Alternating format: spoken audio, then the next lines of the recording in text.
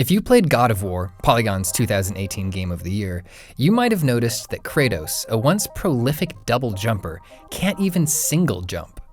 I guess fatherhood really does change you. But you probably didn't even miss that jump because you were enjoying the company of a different button, the dodge button. Dodging in God of War feels fantastic. It looks cool, it feels cool, but most importantly, it's indispensable to the game's combat design. Attacking is always fun, but defending isn't. Turtling up behind a shield is an important and sometimes necessary part of combat, but dodging makes defense active.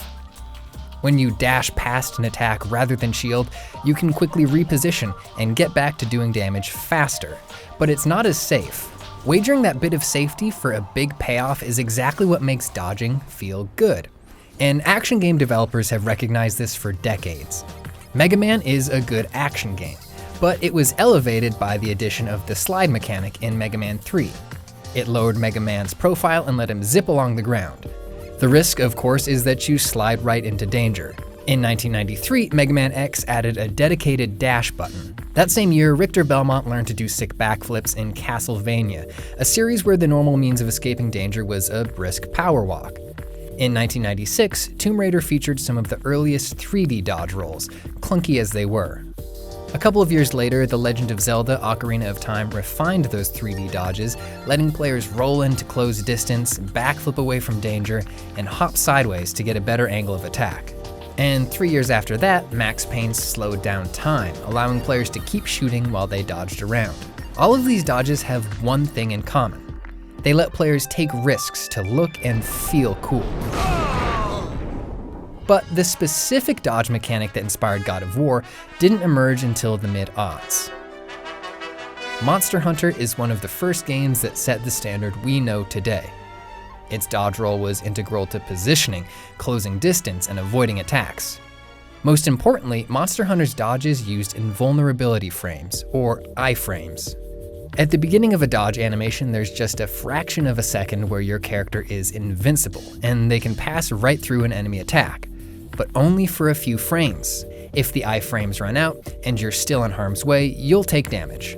This is where the risk and reward of the dodge really comes into play. It can move you out of danger, or if you're good enough, you can stay close to danger and keep hitting it with a sword. Demon's Souls didn't come out till 2009, but From Software burned the dodge button into our muscle memory with the Souls franchise. In the Souls games, you use chunky dodge rolls to get out of the way of attacks that could kill you real quick. Their spiritual successor, Bloodborne, tweaked the formula a bit, allowing you to dash or roll depending on whether you're locked onto an enemy. These games were popular, and their style rubbed off on some long-running Western franchises. First with Assassin's Creed, then eventually God of War. But God of War didn't just imitate. It adapted and innovated. For example, the game's attack animations can be canceled into dodges. Say you're winding up for a hit and you realize it's gonna get you in trouble. In a Souls game, you'd be boned, but in God of War, you have time to cancel that attack into a safer sidestep. God of War also has a really good system for differentiating between dashes and dodge rolls. A single tap of the button will give you a quick dash. You'll cover less distance, but you can resume your attacks pretty much instantly.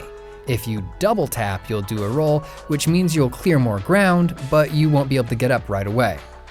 The really cool thing is that you can trigger that roll at any point in the dash, which gives you another split-second opportunity for tactical decisions. You can push towards an enemy, decide it's a bad idea, and then roll back in the opposite direction. The biggest, most important change is that God of War gives you more iframes.